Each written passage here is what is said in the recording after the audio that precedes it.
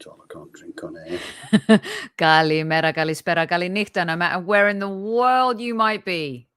Thank you for making the Highbury Squad part of your day. 17 minutes later than scheduled. It's World Cup extra time type stuff. It's a new week. It's a blank canvas. And I have a very special guest co-host. Let's rock and roll, kids.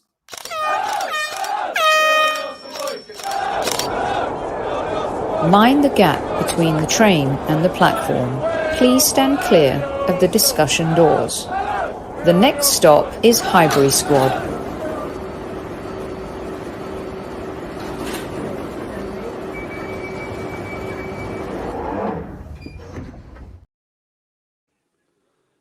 Welcome back to Squad Central on this fine Monday. Thank you for making us part of your day. I have a very special co-host with me who I'm hoping you will see throughout this season. Welcome back to Squad Central. One of my favorite football dads, Mr. Nick Ramsdale. Thank you very much. Gosh. Thank you. I do apologise. The reason we're 17 minutes late is because we had technical hiccups in the studio. I do like the studio. I like the background. By the way, whoever helped you. Yeah. I mean, did you get red carded or yellow? Because, by the way, for lateness, I've got my books here. I've got my red and yellow. So just wondering if I should card you on your first guest co-hosting appearance. Should I? I think you should. I think you should. A yellow for Nick Ramsdale right off the bat. Ref, it was slipped. Do you want to shove me or give me no? Are you just going to take the punishment? No, fair cop. Right, there we go. Excellent. Mr. Ramsdale, how's your summer so far? It's been very good. Yeah? What you been up to? We went on an extensive tour of Devon, the Devon coast. Did it pour down with rain a little bit while you were there? Yes, and we've had to throw away the awning because that was ripped to bits. Destroyed. Well, we've got a 2-berth caravan, so we tow that down and we go to a place called Hope Cove, just by Salcombe. Beautiful part of the world.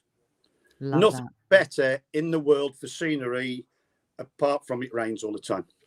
Now, Salcombe, is that near Devon? Yeah, it's in Devon, South Devon, on the Devon coast. It's about 40 minutes away from Dartmouth, and then it's about an hour and 10 away from the English Riviera.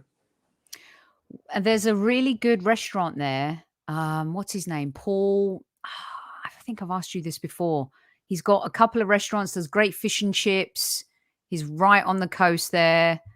I'll have to figure it out. And yeah. No, really good. Huh? Rick Stein has. Oh, Rick. There it is. Rick. Sorry, not Paul. I was thinking of someone else. So I'm just doing a little bit of an advertising now for Rick Stein. Rick Stein, anytime you want to give us a bit of free stuff, Wait, do you have any of your ads ready to go? What you got? You got any Yorkshire tea for us today? Nothing at all. There's a joke there as well. I love it. Okay, let's say, Paul, let's say hi to the group. Matty K in the house. Wonderful place. We got Daniel in the house. We got Tammy, our chief like officer, in the house. We've got 200 people in live chat. Big up Sophie, Nick, and the squaddies. Clotted cream. Who doesn't love clotted cream? An early yellow for you. I'm being scolded for giving you a yellow, Well, it was deserved. Yep, harsh but fair, says Yanto. Demsek says second offence. Yeah, so yeah. Also, we've got Fergus from Guns and Yellow Ribbons. I was just on their show before I came on here. Evening, Nick. See you at Palace Away. Trev will buy the beers.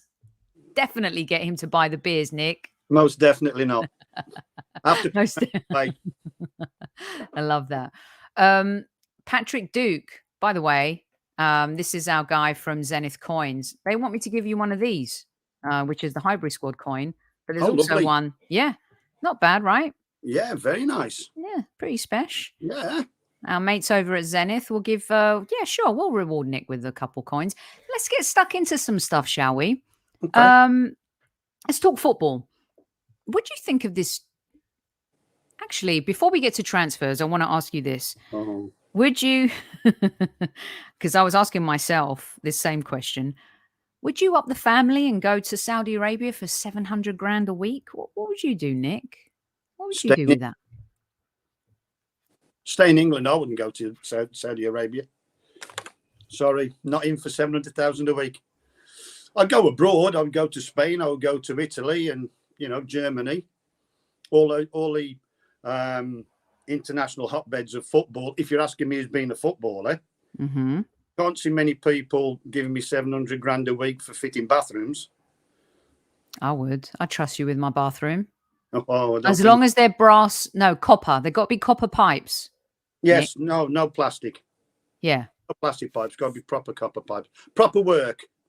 Yeah. Not any monkey can do. Proper work where you're trained. Yes. So you get proper leaks. Yeah. So I'm the same with you. Like, would I like the money? Yeah. But would I like the lifestyle? Not sure about that. And I think lifestyle comes into play a lot, which is why I think Messi chose, MLS over. He's got young kids.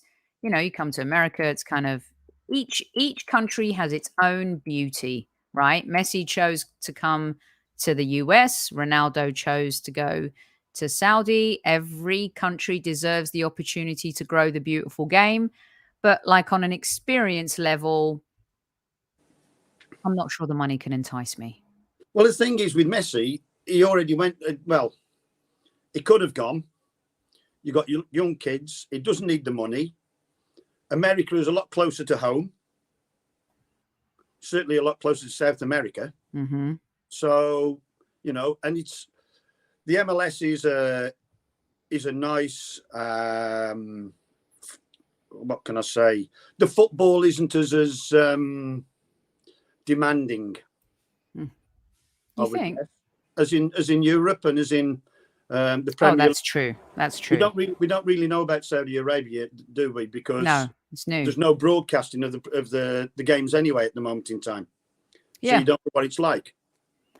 So I agree. And it's going to be new and it's going to be different. And you know what? We're going to explore that and we're going to be open to it. And as football fans, our ears and eyes are open. But in terms of personally, I was thinking to myself, if they offered, just lost the strap. If they offered, me money to go there as a broadcaster or whatever, I was thinking this, Nick. I'm like, would I go? Would I not? And I'm not sure at all. But money is definitely part of football in a very, very big way these days. And some people succumb to it. Some people accept it. And it's not even succumbing. Some people just think, yeah, it's a great opportunity for me and my family to bank some money for a little bit. And then I move on. You know what I mean? Yeah, but it's for it to be tax-free, I believe it's got to be 2 years. So you've got to be there for 2 years to get it all tax-free. I think. I might be wrong, but I think that's what it is. So if it is, then you've got to make sure that, if your kids are young enough and they're not at a certain age going to school, and then you've got the senior school and the exams, it'd be a great place to go, obviously, because it's a different culture, food, their traditions, all the rest of it. But, the people that they're getting to go across there aren't exactly not rich in the first place. It's the same as Live Golf. Live Golf spent a ruckload of money getting these golf players to go across. And now they've had to amalgamate after about 2 years with the PGA. So it did really work. Yeah, and I agree. I think it's a bit of a watch this space type of look. We saw what happened with the China League, right, Nick? It came, it went. The thing with Saudi Arabia, they do have a bottomless pit of money. I do think if you are a traditionalist of football, you want to compete for the Premier League or Liga or Bundesliga or La Liga or Serie A or Eredivisie. I always pronounce that wrong. Or you want to compete Champions League, Europa League, FA Cup, Copa del Rey, the polka, whatever it is. I think there's a tradition in football that you want to kind of compete. If you were a young footballer right now, Nick, what would you be doing? What would let's just say like someone came to you, and you were like the goalkeeper for a Premier League club and they said, hey, Nick Ramsdale, come join us. What would you do? I'd stay where I am. Yeah. really and truly, because you want to play for England. You want to play in the best in the world. You know, you want to pit yourself against all the other players. You want to play meaningful games where there's a bit of jeopardy. You know, if you're going to a league, let's say like the MLS as well, and the Australian A League, where there's no promotion and relegation. You know, you can lose 3 or 4 on the bounce. It doesn't really matter because you're still going to be in the same league as next year. Mm-hmm. Oh, so why not? Why not? I understand where, you know, people like Jordan Henderson, who's 32, is going there. But for somebody like, if I was a young player who was 24, 25, I want to look in the trophy cabinet, or even in the cabinet where all my England hats are, or my Scottish caps are, or the Irish caps are, or the German ones, you know, whichever nationality, you know, you're picking that I'm going to be. Mm-hmm. But if I'm and I want to play for England, I want to play in the best league in the world, pick myself against the best players. And with that kind of success, you get money anyway. It's not like you're on, you know, £300 a week playing for Arsenal, playing for Spurs, you know, or Manchester United or Man City. Love that. Okay, so also, squaddies, you can get your questions in and I'll star them. Nick is going to answer questions in the last 10, 15 minutes of the show today. So make sure you get your questions in. And so let's talk. So, of course, there's a lot of chat during transfer season as well. By the way, can I just say, Nick, was he doing the salute before he even got here? Yes, we had a word with him beforehand.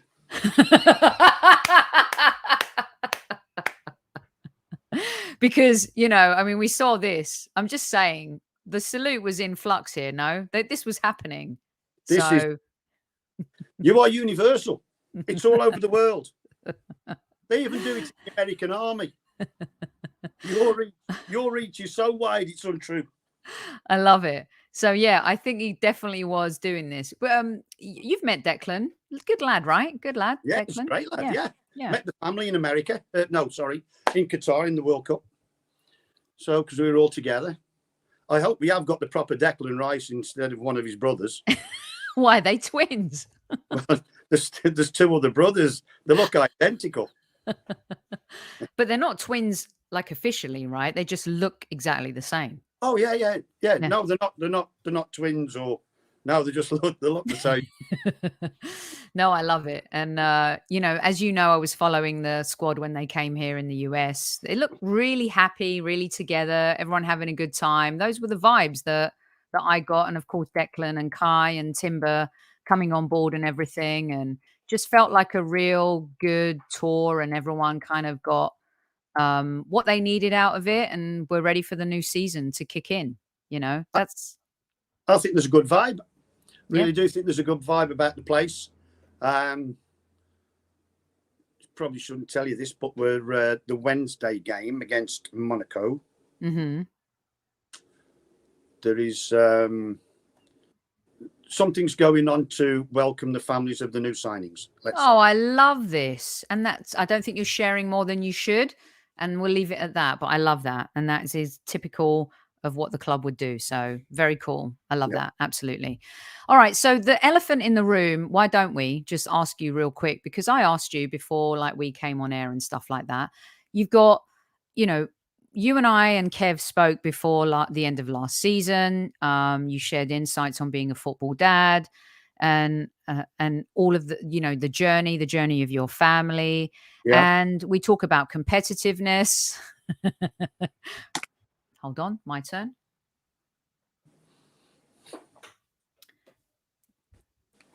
And, you know, there's a lot of speculation and stuff like that. We're not going to get too stuck into it. But you gave me an answer, and I don't think you'd mind or me saying competition's important in football. Nick, isn't this what you kind of instilled? There's a reason why Aaron is who he is today. It's because you instilled competitiveness in him from a young age, right? Definitely. Yeah. So what's the question then? So the question is this, you know, you've got Oh, Havertz has come in. Who's going to be sacrificed? Timber's come in. Who's going to be? Oh, that means for Benjamin. Da, da, da. Now there's speculation about Raya, and of course, competition in all positions is very important. Is my point to you? Yeah, most definitely. Especially now because we've got the Champions League. Mm-hmm. So I think if we go all the way through to the final of the Champions League, possibly close to playing the same amount of games as in the Premier League. 8, no, maybe not that many, about 20 games.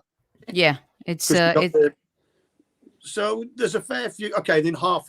So you're doing a season and a half plus the FA Cup, the Carabao Cup. You can't do that with 14. And the FA Cup. Yeah, can't do that with 14 players. So you need competition. And you need players who, if they don't play very often, can come in and slot in straight away and play the right way. Totally agree. Competition's good. Yep, totally agree. Lee, thank you for joining us. Missed the beginning, catching up on sleep after the tour, taking shape. Well, yeah, you can. Rewind, be kind, rewind, Mr. Judges, and enjoy the rest of the show. And I like that. You know what, as well, Nick? Like you have. So I think there's a difference. Like when you grow up, we talked about parents, like parents who push you, parents who don't. I actually feel like if my partner's parents pushed her, she probably could have won an LPGA and been on the LGPGA tour. But also there's an understanding once you become an elite athlete and you're playing at the top level, you understand that competition is going to like face you in the mirror every single day. Definitely. Just a little quick thing then. Yeah. Right? When I used to run for my first club was Cannock Chase Athletic Club. And they were in, I think it was Midland League 2. Was this when you were a hurdler? Yeah. Okay. Yeah, when I was a hurdler. And then I moved to Birchfield Harriers, who were in the National League. And the reason I did that was mainly because I wanted to race against a better class of athlete. I'm not saying I was winning all the time at Cannock Chase. It was just that the times were a lot slower. So then you go and you compete against the best or level up and you see how you go against them and then the next level. So that's what footballers are doing all the time. So you get to a certain level and then somebody else thinks you're a good player. Can you do it in this league? Like from non-league to League 2 or League 2 to League 1. You're playing against the best all the time to see how far you can get. Yeah. So, as far as I'm concerned, you can take the easy route. Let's go back to the Saudi Arabia thing. Go and play there for all the money in games which might well be more like a testimonial kind of game. Or do you play week in, week out in the Premier League or like you said, La Liga, Ligue 1, the Dutch league, which begins with an E and there's a couple of V's in it. Champions League, and all of that. Snort. I'd actually just laugh snorted.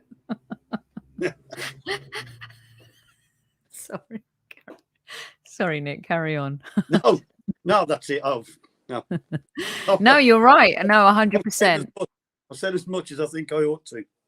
No, I completely agree. And I think this is the juxtaposition. It's a great conversation because we're all torn, right? No one's perfect. Every nation has its issues. Every culture has its issues. The world's changing. Things are moving fast. We're all trying to move along with it. Some of us feeling left behind. Others are feeling like they're moving with the times. So these conversations in this changing landscape are really, really super important. And I think getting your intel in terms of kind of how you were an athlete yourself back in the day, and now you're the father of an athlete. So to kind of get your take on all of that is really important. Thanks for everyone who is joining us in live chat. Hit that like button if you enjoy what you're hearing. Thanks to all the fellow podcasters, Guns and Yellow Ribbons in the house. We've got Dan Potsy in the house. We've got Lee Judges in the house. We've got a Burkamp Wonderland in the house. Plus we have our regular very special listeners. We've got Carol, we've got Matty K, we've got Taib, we've got Newman, we've got Clock Orange, we've got PW, we've got G-Dog, Yanto, Taib. Everyone's in the house. Thank you so much for joining us this fine evening. Get your questions in. I'll mark them and we will ask Nick your questions towards the end of the show. Okay, let's talk about Champions League. You're very excited about the Champions League because I asked you if you were coming to the US and you were like, no, I'm at home plotting and planning my Champions League schedule for the season. Yeah. Talk to me about that. Well, we're going to go to them all, I think. Yeah? Yeah. All the group games? All the ones at the Emirates, yeah. Are you going to go away? I don't know if my wife's watching this. Caroline, switch off. Yeah. Mute. Hit the mute button. Please, love. Stop that.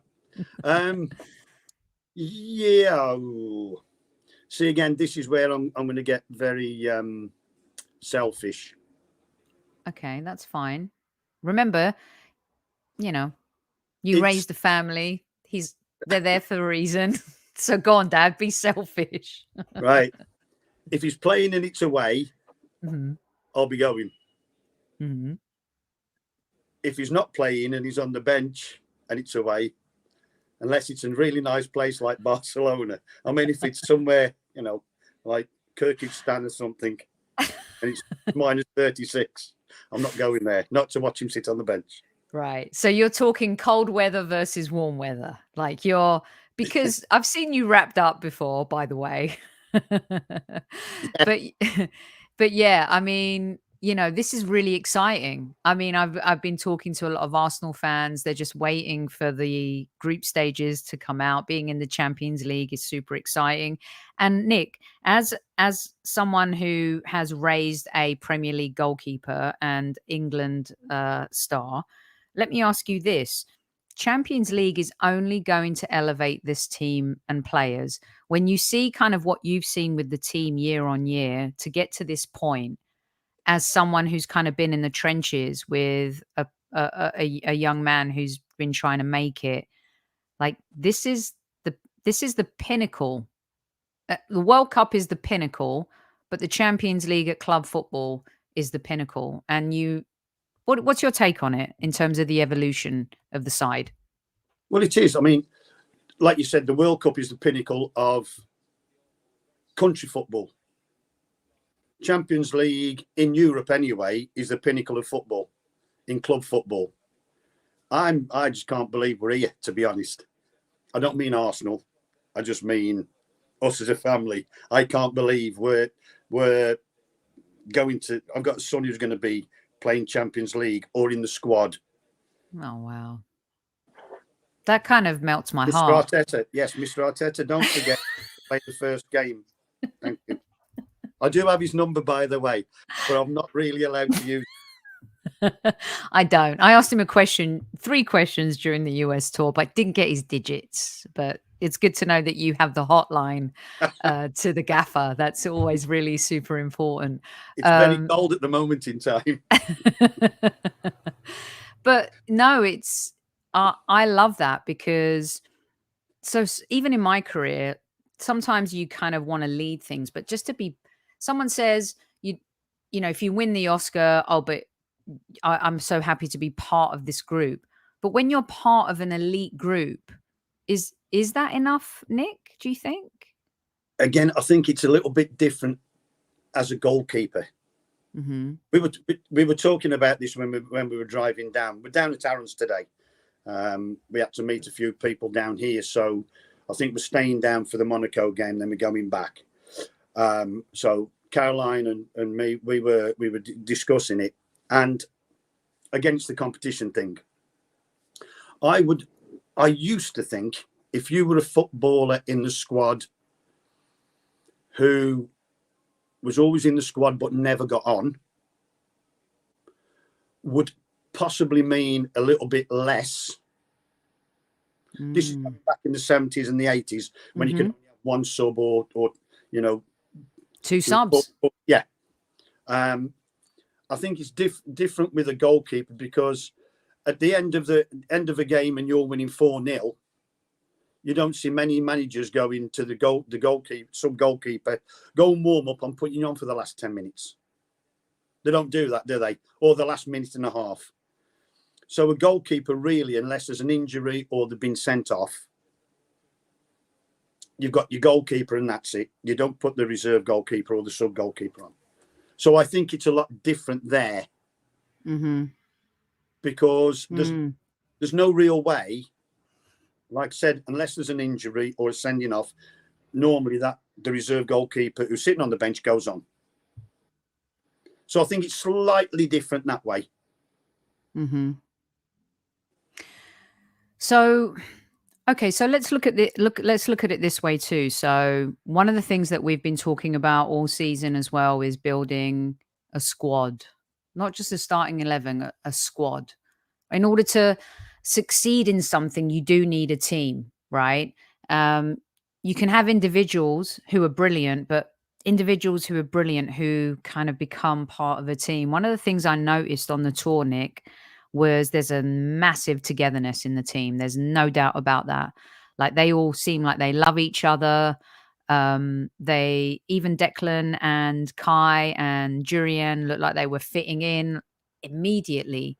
So what you're talking about as well is this part of being something bigger than yourself. What's your take on that, as well as when you're an individual trying to meet your own goals? Well, I think it has changed, like we've said. The 70s, the 80s, 15, 16, 18 players in the squad. That was it. Now it is more of a squad game. The game is a lot faster. It's the same as in rugby union now. You don't just have 15, you have 20. And those other 5 come on and they're called the finishers, and they finish the game. And they're just as strong as the first 15 or the people they're replacing. I think the way our squad is going, Mr. Arteta is trying to build a squad where, the same as Manchester City's, the bench is as good as the first 11. The reason he's picked the first 11 is because he probably picks a team to play Brentford, or a team then to play Everton, or one against Manchester United. And he'll change a few. So a squad, and they are all together, and it does seem that I would still say we are. I would still say that there is still more players needed in certain positions to help the ones who will be playing all the time. Just in case we have an injury, like we had an injury with Saliba. Then we've got Rob Holding, we've got Kiwior, we've got Timber. So good signings. But you can't do it all in one go, because I would suggest, if you did it all in one go, you could end up losing the familyness that you've got in the squad. Because if you bring too many people, I think you need to bed them in first, kind of thing. And then you can then add another couple. So, like, let's say the January window. And then a couple in next summer, because more people will come to us after we've won the Champions League. Yep. And being in the Champions League is a game changer, and it's the beginning of the next phase of the Arsenal and the journey that is to come.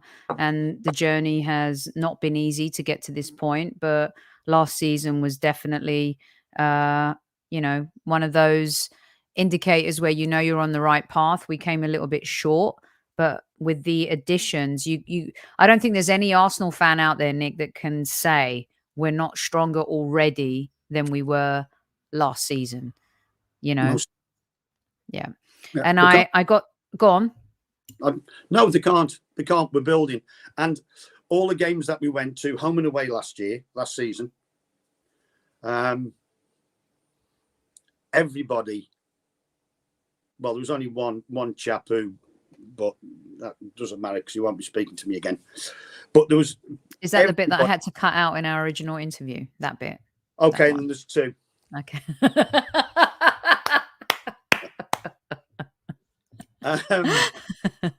they were all Stay hydrated, by the way. Remember, they were all inclusive. I'm trying to get. I'm not used to this. You see. no, I know you will be throughout the season.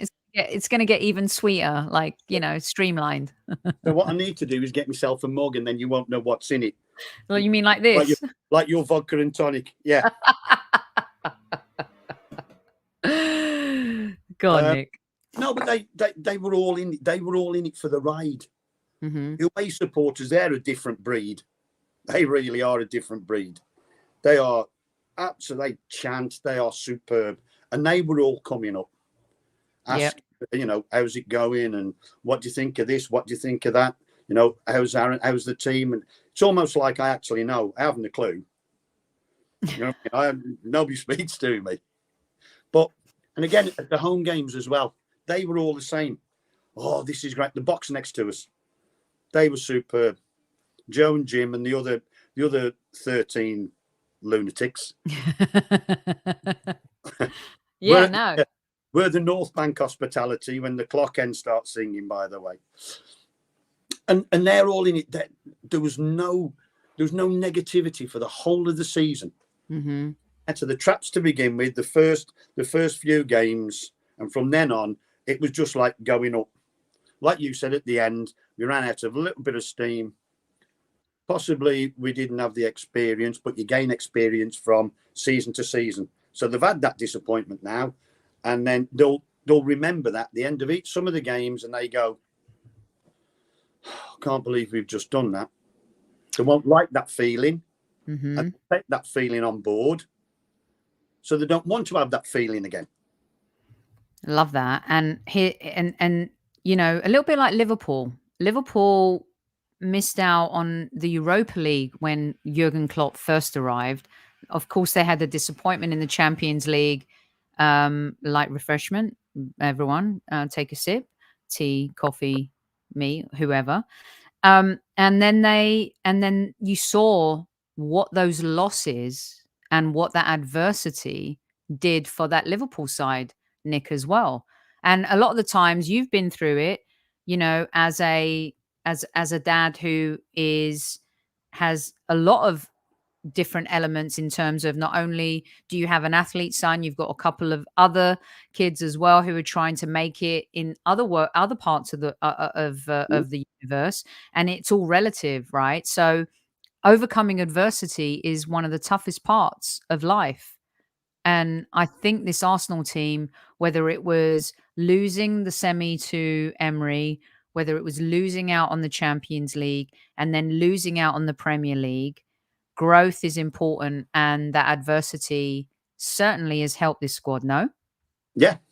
And I think what you need to do as well, you need to harness that kind of energy and not want to go back and feel that pain or the loss again. Pain's probably too much, because it's football, isn't it? It's not the big outside where people are losing, family members and stuff, but it still means a lot. And I think the ones who actually make it, the ones who play in the top teams and become as good as they ever can be, is because they learn from their experiences. I have seen, we've gone up from Bolton when he was at the academy, Sheffield United, Bournemouth, Chesterfield, Wimbledon, Bournemouth, Sheffield United, and now down here. You see other players who are happy to be a professional footballer. Whereas really, at the end of your career, you ought to be able to turn around and say, I used everything I had, all the experiences, and I was as good as I could be. Whether you made it or not, you can turn around and go, possibly I just wasn't good enough. But I left everything in my career. I didn't accept being just a footballer or just a cricketer. I wanted to get as far as I could and see where it would take me. Because it's your dream at the end of the day. You don't play football or top class sport just, well, you do starting out, but you don't just do it to make money. Money comes with, or success comes with, the way you are and the way you play. So, Nick, do you think when you do, because I've seen it firsthand and you have lived it because you drove it, do you think sacrifice, that type of sacrifice, and I want to kind of, does it have to yield? What's success? Like Harry Kane, I feel, as much as I'm an Arsenal fan, I think that dude deserves a trophy. Like his talent and what he has achieved, you know, he should go to a team or be part of a team that yields success. However, I've also seen in American sports, Dan Marino, one of the greatest quarterbacks of all time, went to the Super Bowl once, never went back again. What's success to you? Like, how have you defined that even with Aaron? Like, what does that mean? Like I've just said, at the end, let's say at the end of his career, we've all had a meal and we're all sitting around. There's you, there's Kevin, there's everybody. Aaron's there, and I like being at the table. Thank you. Yeah, that's all right. No problem at all. Are you serving Stella? Stella? Yeah. Stella. Yeah. We need somebody to get the drinks, don't we?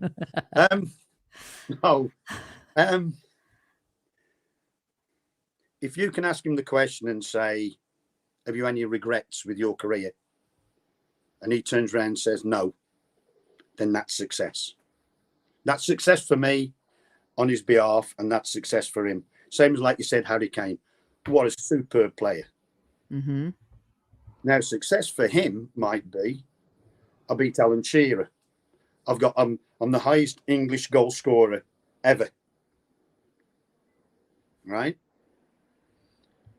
I know I've had help from my teammates, but I have used my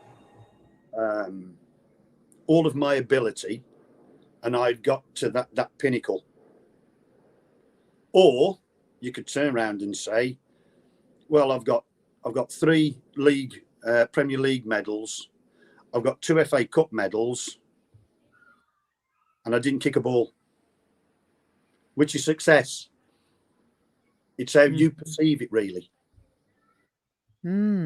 Interesting. So if Super Kev was here, I know he would say to you, silverware is success. Silverware is, when you look back on your career, and maybe it's opportunity as well that allows you to be in that space to actually win silverware, Nick, too, because that doesn't happen to every athlete either. Well, that's okay then. So are we suggesting then that Alan Shearer, who only won 1 trophy, which was the Premier League with Blackburn, wasn't successful? I think he was successful because he won that Premier League. But let's say Alan Shearer just had the goal scoring record compared to Thierry Henry, even Andy Cole, Wayne Rooney, because they won more. Can you say he's less successful? That this is the $64 million question in terms of how do we define success? And in sports, they always have told us winning is everything. I still think it's, you asked that question, and it's, I did everything I could. I did my best. I got to the top. Alan Shearer could have gone to Manchester United. He could have, yeah. He did ask, and he went, no, I want to go to my hometown club. And he's revered up there now into the Gallowgate end. I bet he's not even bought a drink up there since he moved up there. I wonder if I could adopt him. Listen.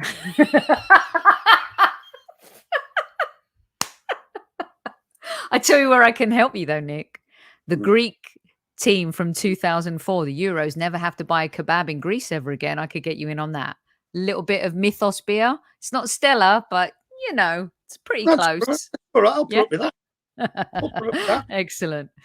I wanted to ask you this question because there's this thing that came out today, Onana yelling at Maguire, and the way some of the media positioned it, Anana not attacks, but easy target Maguire.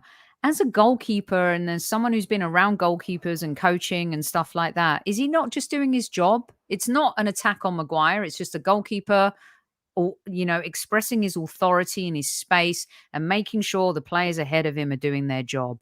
What's your take on something like that, Nick? I don't really know. I can't answer because I've not seen it. Okay. All right. But it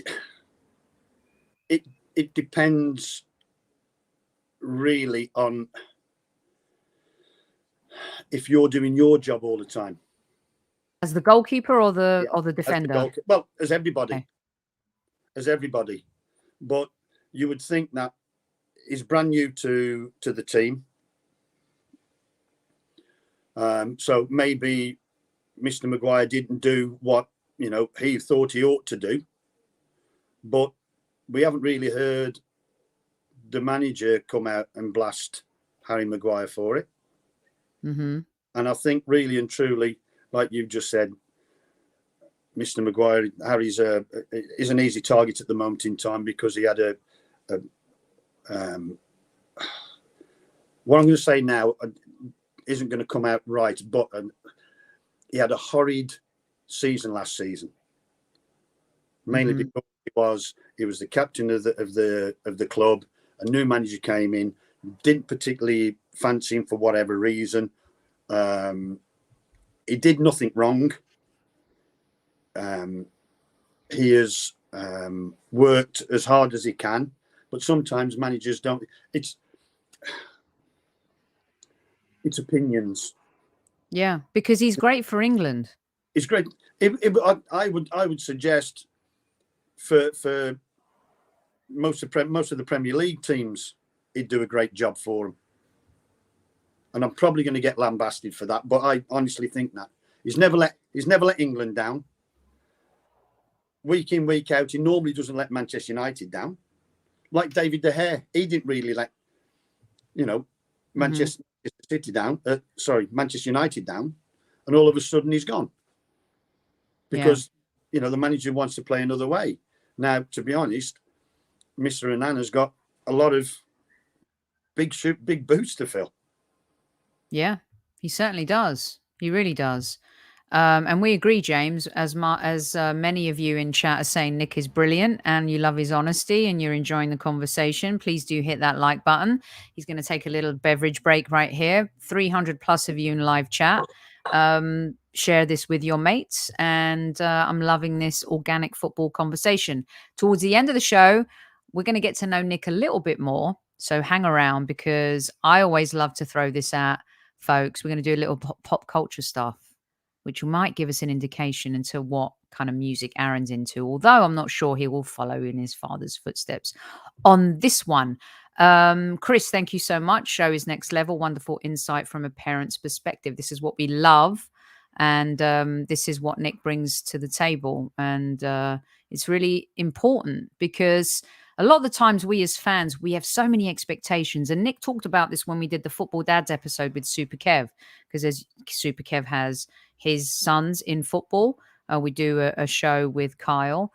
And it's not easy, Nick, just on a live, because we got you live now and we're releasing the part 2 in a few days. But it's not easy, is it? This isn't an easy process for you, but yet it is in terms of you're having fun and there's so many beautiful things about it as well. But getting to this level, it's a whole other level, isn't it? I would have to say yes, it is. But the parents can only do so much, right? You can only take them so far as into the training and all the rest of it, and you put your not life on hold, but you do. A lot of people have done it as well in other things like dance, gymnastics, boxing, all of that kind of thing. We're not special. Most sports people have got good parents behind them, so we haven't done anything magical really. We've just been there for him, right? And we've taken him to every place. You know, if it wasn't me, it was Caroline. Now we bug him because we go to every game. But he's worked hard. He has always stayed. His feet are always on the ground. That's because of you and Caroline. And his brothers and his aunts and uncles and his mates from school. Because and you know, when he comes up to us and he ventures up to our local, the Crown, Red Street, by the way. They all do, and the bar staff do. You know, he's not Arsenal's goalkeeper, he's Aaron Ramsdale. He's the person he's the lad who's been in there since he was 11. You know, so that he gets no special treatment. You know, if he does something wrong, then he gets told off. You know, and do you still tell him off? Do you still tell him off? Yeah, doesn't listen. Doesn't listen. The Vegas trip being one, that was a big one for him. Well, yeah, but no, so it's one of them. Yeah. I mean, I still get told off by my dad. He told me off the other day. He's like, "You're so far away." He said, "Why I need you to call me every day, not every other day. Just even to hear your voice and say, 'Hi, Dad, I'm all good.'" Got told off. Yeah. Well, you should ring him up. I do ring him up. You know, my dad's 85, Nick. Well, that's even more reason for you to ring him up every day. Yeah. I need to go from every other day to every day, especially because he asked for it. He's a Man United fan, though. Do we forgive him? No, once a month.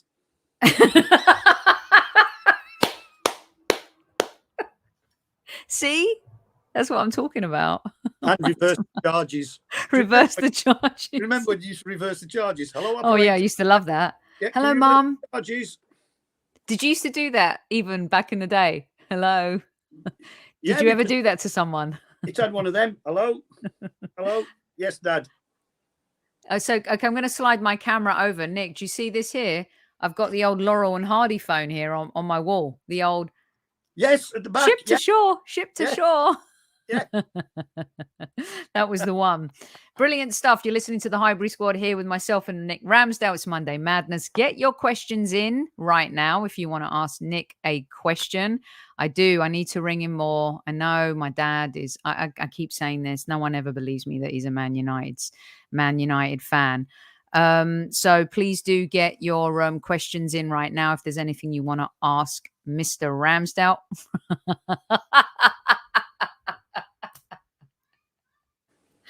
I'm not going to say anything about what you said. My dad's just gone to the toilet. Actually, should bring people into the studio to say hello to you. I mean, it's one of those. Brilliant. Where'd you get that, by the way? Who made that? Did a fan give you that, or did you make it for a laugh for a party or something? No, it was Georgina's hen night, and the girls all had. I love that. So when she walked through the door, they were all wearing that.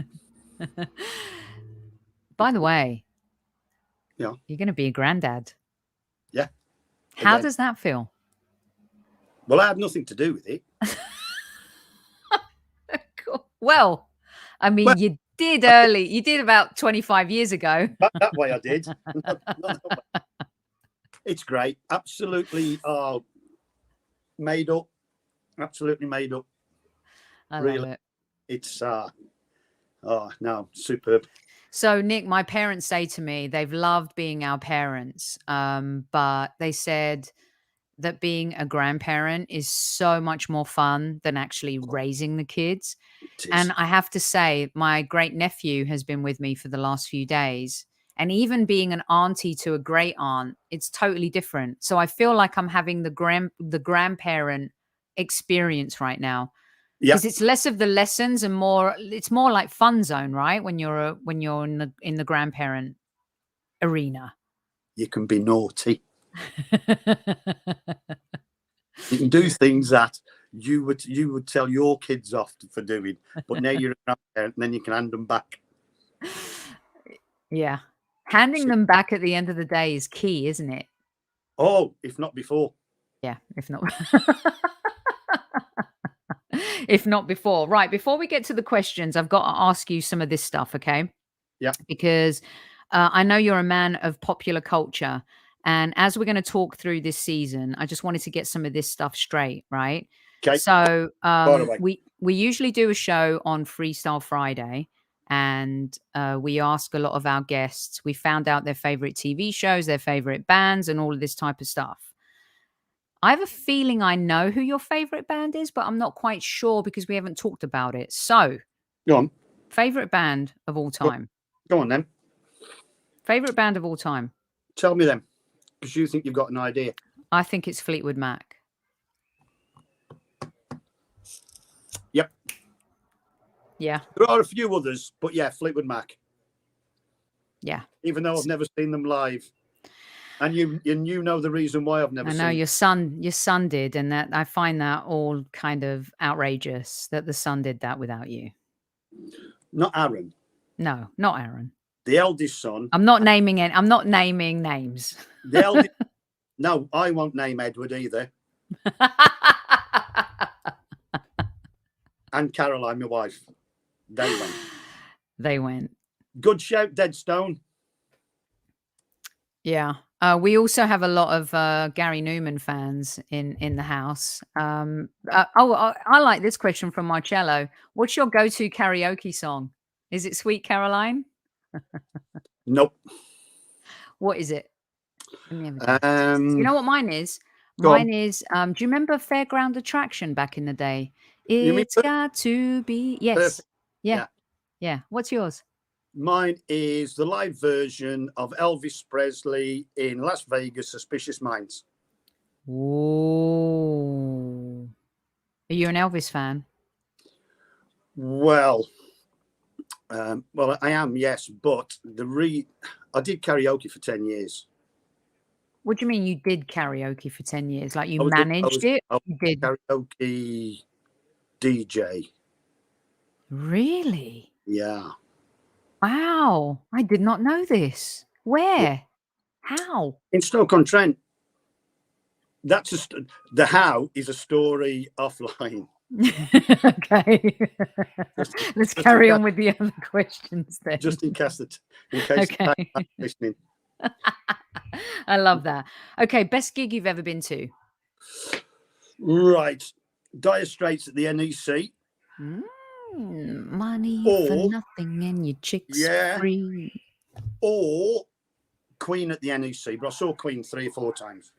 What a band, right? Yeah. Absolutely superb. Yeah, great band. Absolutely brilliant band. Okay, your favorite film? Wait, let me guess. It's not Fever Pitch. No. Never get it ever. Chariots of Fire. No. Okay. Do you know how hard this is? You know, just to pluck them out like that. Not that I've got them written down there. Where Eagles Dare. Movie. That's a good show. So you've got Richard Burton. You've got Clint Eastwood. And then there's a plethora of English actors. And you've got Broadsword and Danny Boy. Where Eagles Dare. That's a pretty cool film. I like that. Who's your favorite actor of all time? See, so then we're looking at Clint Eastwood, really. So let me tell you something. I love that you chose Clint Eastwood, because not only is he a great actor, but I think he's a great director. Yes. Also, my partner's great auntie was besties with Clint Eastwood. She lived in Carmel, and you know, Clint was the mayor of Carmel. He was the mayor of Carmel. Yeah. Yeah. Wonderful family, wonderful human being. Just, I love it. Good taste. Yeah. Very good taste. And he played some good cowboys, and he had some good films there. He could also play comedy, which was Every Which Way But Loose and Any Which Way You Can. Mm-hmm. And then he did some serious stuff. And then he did, was it $1 Million Baby? Yeah. What a movie. And did that not get an Oscar, I believe? She, I think, did it get Best Picture? She got Best Actress. I think it got Best Film. Yeah, that was a great movie. It was a Yeah. bit depressing, but it was a great movie, and it was a great performance by Hilary Swank. Yeah. Yeah. So And then she you've got, won it. It won Best Picture, Best Actress, Best Director, Best Supporting Actor, Best Adapted Screenplay. Yeah, it won a lot. see, I could have picked another one of Clint Eastwood's, which was Kelly's Heroes, with Donald Sutherland in it, trying to steal 107 million pounds worth of gold bars. That's a good one. I also like my favorite Clint Eastwood movie is The Bridges of Madison County with Meryl Streep. That's a great film. I will go and watch it. I haven't seen Okay. it. All right. Check it out and let me know what you think. I also like Gran Torino, which I think if there was an English film version of that, I could see you playing the Clint Eastwood character maybe. Have you seen Gran Torino? The only way I would play that would be if it's on radio. Have you seen this face up front? Not recently. I'll tell you now. I've got a face for radio. No, you don't. That's what they say about me too. So here we go. 2 radio stars on camera smashing it. That's what we love. What's the greatest TV show ever? Oh, just some Morecambe and Wise. Oh, they were good. I've got Morecambe and Wise, Dad's Army. Dad's Army, classic. These are the ones that you can watch over and over again. Yeah. Most of them are comedies because, and it's like Caroline and Aaron with Friends. Do they love Friends? Oh yeah, and they watch it and they're telling me what's going on. Well, I can do that with Morecambe and Wise and with Dad's Army. So you've heard this a lot. It's your lobster. You found your lobster. Yeah.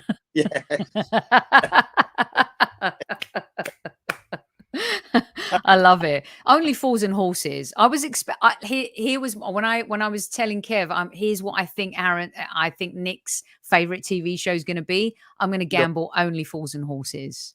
I've got that there as well. Yeah. But then we can have serious stuff, which is like, because we like Poirot and we like whodunits and stuff. Ooh. So there's Agatha Christie. So, yes. Yeah. So we're getting the young ones from Matty K. We're getting Men Behaving Badly, Red Dwarf. We got Dad's Army. I watched the first 5 or 6 series of Red Dwarf and it was okay. It was good. Yeah. Now they're on series 4106, I think. It's still going? I moved 20 years ago and it's still going. That's unbelievable. I believe so, yeah. But they're doing the first episodes again, but in the new series. I love that. Okay, before we get to some questions, fire in your questions for Nick. We've got a few more pop culture ones here. Who was your hero when you were growing up? Hero you looked up to? Who was that? Edwin Moses. Oh, that's a good one. 400-meter hurdle champion. 13 strides all the way around the track. 13. I think he won 108 consecutive races. I think he was a world record holder with 47.02, I think it was. A couple of Olympic gold medals, a couple of world gold medals. And he was top hole. So is that from your passion for hurdling, from your own kind of, yeah, amazing. Okay, so your favorite thing to watch outside of football? See, you'd put this into sport, hadn't you? No, outside of football. Yeah. Well, rugby's outside of football. Cricket. Are you watching the Ashes? We've just finished watching it, me and Aaron. Did we win? We won the 5th and last test, but which means we've drawn it overall. So no one won? So it's like 0-0? 2-2 and a draw. So it's a split? Yeah. Right. That's the American side of you coming out now. Do you not understand what draw is? You know what? Cricket, I'm going to need an education. Maybe this season you can teach me a little bit more about cricket because I just don't understand it. All my years I've been working in sports. cricket has been the one thing that has just failed me miserably. Right. This is basically the rules of cricket. Okay. Listen carefully. I am. The team that are out want to get the team in out, because the team that are out want to get in. But the team that are in don't want to get out. They want to stay in. Is it like baseball then? No. They don't have warm-ups after 3 people have been caught out for 30 seconds. And then they have 20 minutes warming up so you can get a hot dog. So does this mean... Does this mean, though, that Australia retain the Ashes? Yes, because they already had the Ashes. Right. So for us to get the Ashes back, we have to win, pretty much like the Ryder Cup. Okay. So the team that the Ryder Cup, the team that won the Ryder Cup only have to draw it to retain it. Okay. Whereas the other team have to win it outright, which is the same as in the Ashes. So the Australians only have to come over here and draw the series to retain it. Okay, so let me ask you this. Is there not a way to like do extra time and penalties in cricket for it not to end up in a draw? Ask me another question. How long have we got? Okay, you can only pick one. I got a question for you. We've got 10 more minutes. You can only pick one. England win the World Cup or Arsenal win the Premier League? Right. Is Aaron playing for England in the World Cup? He's playing for England and Arsenal. No, but is he actually playing for England? Is he on the pitch at the World Cup? Or is he in the squad? He's in the squad. He's in the squad? Yeah. I can't guarantee that he's starting only because the manager doesn't make the right choice, but that's my opinion. Nobody else is. Please go ahead. and this is live and I can't tell you mine either. Aaron is in the squad because I can't guarantee him a starting spot with England right now. So, well, Arsenal win the Premier League and the Champions League then. Doing the double. Bosh! I love it. Good answer. Who have you met where you were like, wow? Sir Bobby Charlton. Nice answer. Tell me about it. It was an under-18 FA Cup match. Mm-hmm. For 18s, isn't it? And Aaron was on the bench, and I think he was on the bench for Huddersfield because they'd signed him for that game. And if I remember rightly, it was against Manchester United. I walked at the back of the stand, and Sir Bobby Charlton came towards us. What's a legend? I opened the door. Caroline was with me. Mr. Charlton came past and said thank you, and I just said to him, "Can I just shake your hand, please?" And he said yes. And he took his glove off because it was winter. Took his glove off. We shook hands, and I said thank you very much. And he went one way, and we went the other. That was amazing. A wow.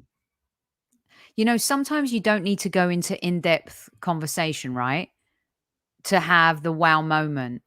So I was stuck in a lift once with Francis Ford Coppola, and I'm like, this is the man who directed The Godfather.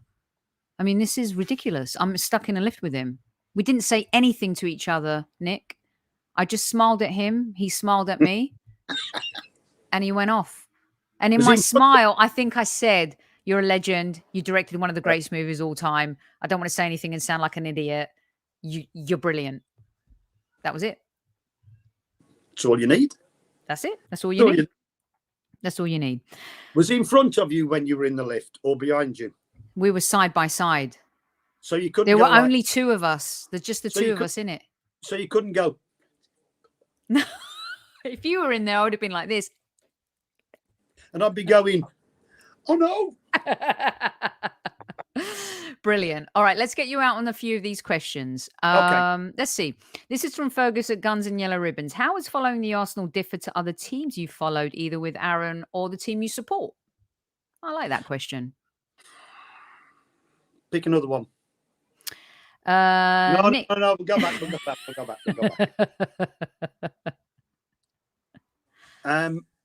I would say that Arsenal are, apart from Bournemouth,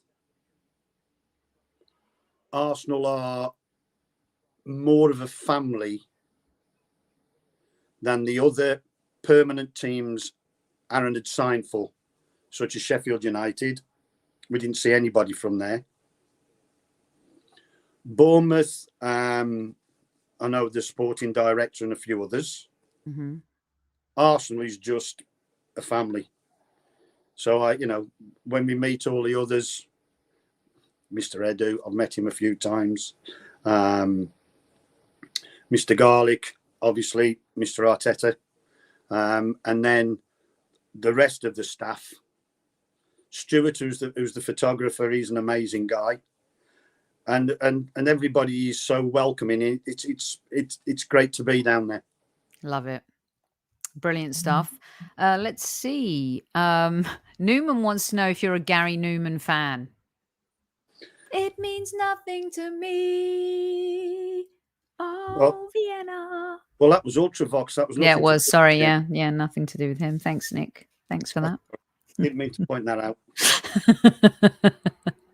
Well, put it this way, I wouldn't want it to be in any of his planes when he was a pilot. Whoopsies. Seeing how he crashed. He crashed, didn't he? Like Harrison Ford did, yeah. I wouldn't go on a plane with Harrison Ford either. It was the same kind of plane, I think. Yes, but he was Gary Newman, and it was the two-way army, first of all. I think they had a couple of albums to begin with. And then he decided to fly around the world in his plane. And then he packed in for a bit, I think. Yeah. I couldn't go to a concert and listen to him, No. That's a great point. So on Wednesday, I'm going to see Tears for Fears. Yeah. At the Hollywood Bowl. Yeah. And, there's some bands where you're like, I only know 2 songs of Tears for Fears, even though they're so iconic, right? Yeah. So I'm like 2 songs, and then what I'm going to do for the rest of the 2.5 hours? Well, the rest of the 3 hours that you're going to have to endure. No, what'll happen is you'll hear some other songs and you'll go, oh, I remember that one. It'll be in your subconscious. Yeah. Seriously. That happens a lot. Yeah. It's like, why would I go and watch them? I only know this one song. And then, somebody puts a CD on and you go, oh, I remember that one. Oh, yeah, I remember that one. And you might know at least a good, I don't know, 20 minutes of 2 hours 50. That happens to me with Bread. I love that band. I love Bread, and is that the horse with no name?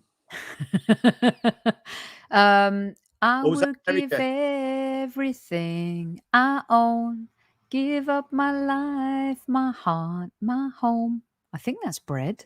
God, I hope I haven't embarrassed myself right now with the old rendition, but no, not at all. That was very good. Was that good? What about you? Do you have good dulcet tones? Yeah, it has to be in the right situation. Sure. A couple more Stellas and then we're off. Maybe we'll do a karaoke night one day this season, in the future. Yeah, no problem at all. All right, cool. Let's get a couple of these out so we can get Mr. Ramsdale off. What is your prediction this season? Ooh, look into your crystal football there, Mr. Ramsdale. What do you see? Oh, this is... I know. It's not a fair one, is it? Shall I get to another? We'll win the Premier League. I like that. We'll win double. the Champions League. The quadruple? Yeah. Fine. Why not? No, what we'll do is we'll start off with the Charity Shield, not the Community Shield. Oh, are you going? You're going to Wembley? Oh, yeah. Oh, lovely. Programme seller. Do you know what? I think we'll win that. We like to beat them in a cup competition. Why not? We'll start off winning that. Yeah, that'll be good, right?